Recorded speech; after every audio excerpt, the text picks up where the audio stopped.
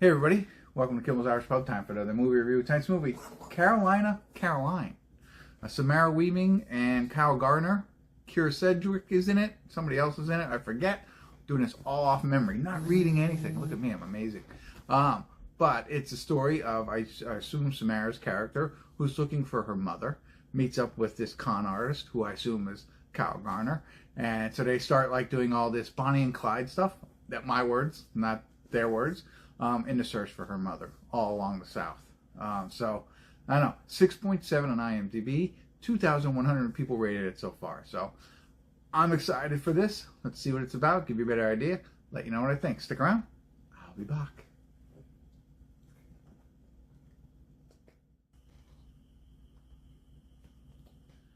Hey everybody, we're at the credits of Carolina, right?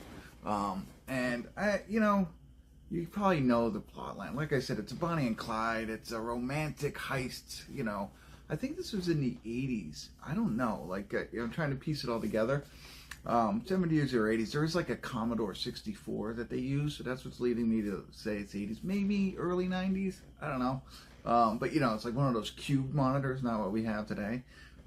So I really didn't pay that much, but there are certain things that I picked up that shows that it was in the past, and they robbed banks, right? And they're not robbing banks today like that. They're walking in with a gun. So I think it's earlier in our time. But so it's like I said, very romantic Bonnie and Clyde type thing, right? Which is cool. But you've seen that before. What makes this movie work is one. I think the biggest thing is the two main characters and the chemistry that they have together.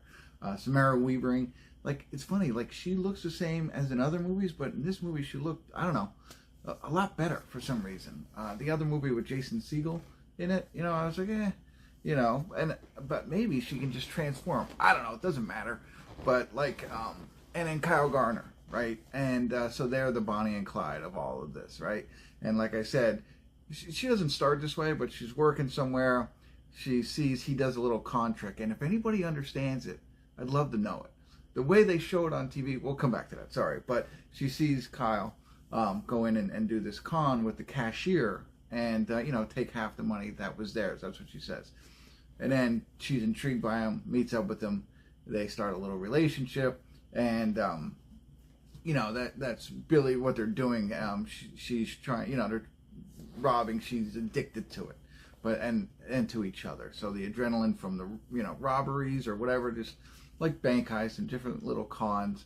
And then their passion for each other, and it's the chemistry between the two that makes you really enjoy this movie.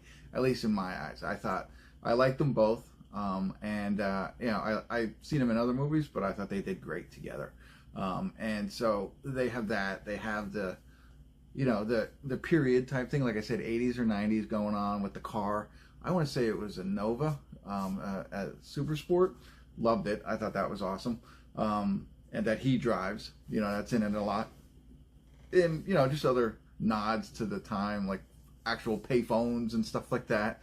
But as you can imagine, as they start doing this, the addiction kind of intensifies and they want to do more and more and more. So it's going to go down a bad path where, the heat's going to be on them, if you will. And so that's what you get. And there's also a soundtrack, and I wanted to say, I thought the soundtrack was really good, but as I thought about it, I thought it works well with the movie. That is for sure.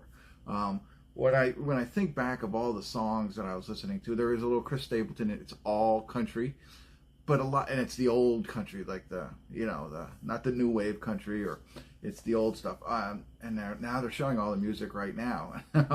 But as I think back, it's more, I want to say, somber. Because a lot of the situations are sadder.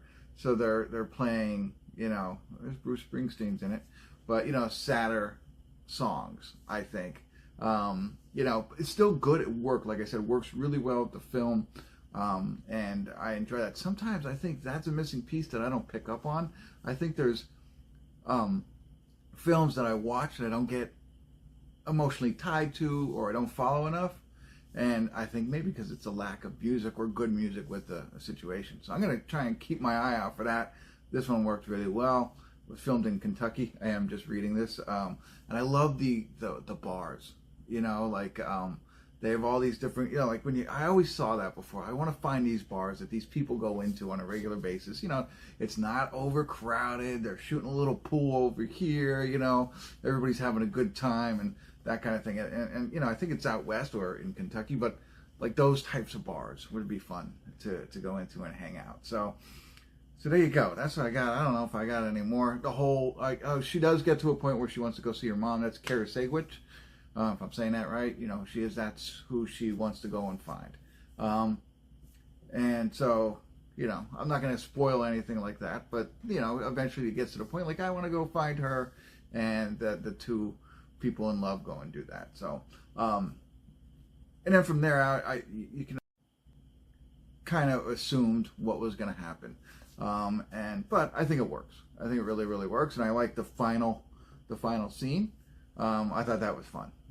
And if you watch it, you'll see what I mean. But back to the con, real quick, before I let you go. They do this money con, and I just can't figure out what they do. And I Googled it, but there was no easy explanation. Basically, he goes in with a $10 bill, says a pack of gum. He gives him $9 in change. He puts the change in his pocket, and he puts a 9 down, 9 once, and he goes, you know what, let me give you another $1 to make it a 10 back. I like the bigger bills. And the guy goes, okay. Then Kyle lays a 10, so now there's $19 on the table, and he walks away. The guy gives him a 20. And I guess maybe that's what he did. He kept the 20. No, and then took the 10 back. That's what he did. No, because he takes the 10, and then the guy goes, wait, you gave me a 10, not a 1. He goes, oh, okay, great.